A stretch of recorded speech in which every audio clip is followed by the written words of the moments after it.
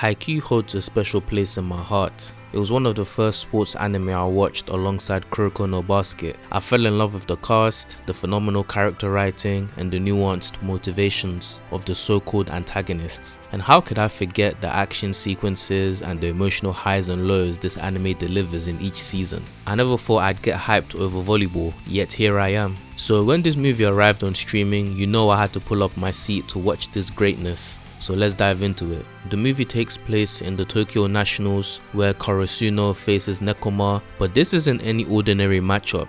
These two are destined rivals. This is the Haikyuu equivalent of the Lakers vs Celtics, the Cowboys vs the 49ers, or Barcelona vs Real Madrid. It's the Crows versus the Cats, and Karasuno has a score to settle. Karasuno has never beaten Nekoma in any of their practice matches, and since they haven't played each other in a long time, their showdown is dubbed the Battle at the Garbage Dump. The structure of this match captures how the balance of power can shift within a single game. Nekoma has always been seen as the stronger team, but Karasuno's development in quick attacking and offensive power tilted the match in their favor. Of all of the matches in Haikyuu, I would say this one is probably the most back and forth. Karasuno, once the underdog, becomes the team in control, while Nekoma struggles, at least initially. With Karasuno's overwhelming pressure, Nekoma has to adapt, and it all comes down to one man, Kenma Kozume. Kenma takes center stage in this movie, and he has some of the best moments. The POV shot of Kenma frantically playing in the final set of the match was one of the hypest moments, and it looked incredible. In a lot of ways, Kenma reminds me of Nagi from Blue Lock.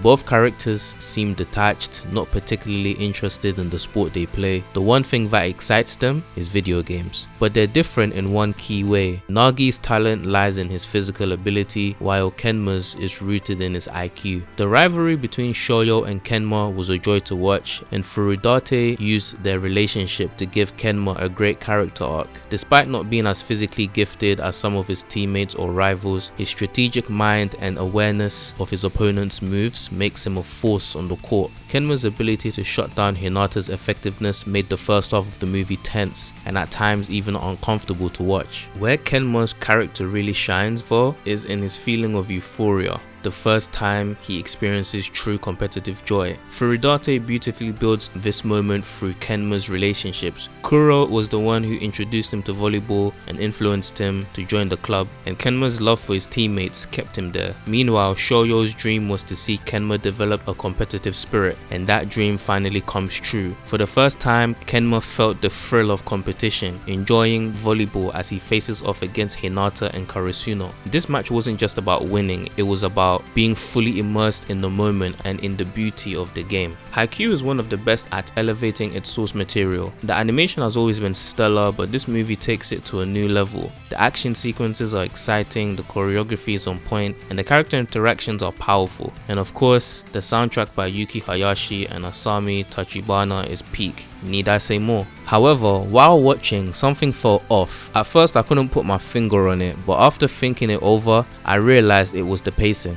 Look, I love Haikyuu as much as the next person, but I wouldn't be a good critic if I didn't point out issues when I see them. Coming into this as an anime only, I decided to check out the manga after the movie, and I noticed that they cut out a lot.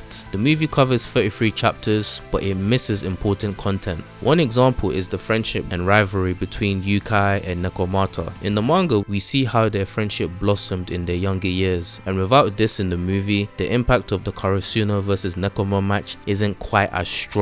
Several character subplots were also sacrificed for runtime, and while I understand the focus on Hinata and Kenma's dynamic, and it was handled really well, the pacing still felt rushed. Sports anime usually has a fast pace to keep viewers engaged with action, but slower paced episodes are also important for character development and giving the audience a breather. I believe if this had been a full season rather than a movie, these issues wouldn't have cropped up. Canon anime movies aren't inherently bad, and this trend has existed even before Mugen Train's success, but movies like Mugen Train and JJK Zero worked well because there wasn't that much content to adapt. There was 12 chapters for Mugen Train and 4 for JJK Zero. That's why their pacing felt much smoother.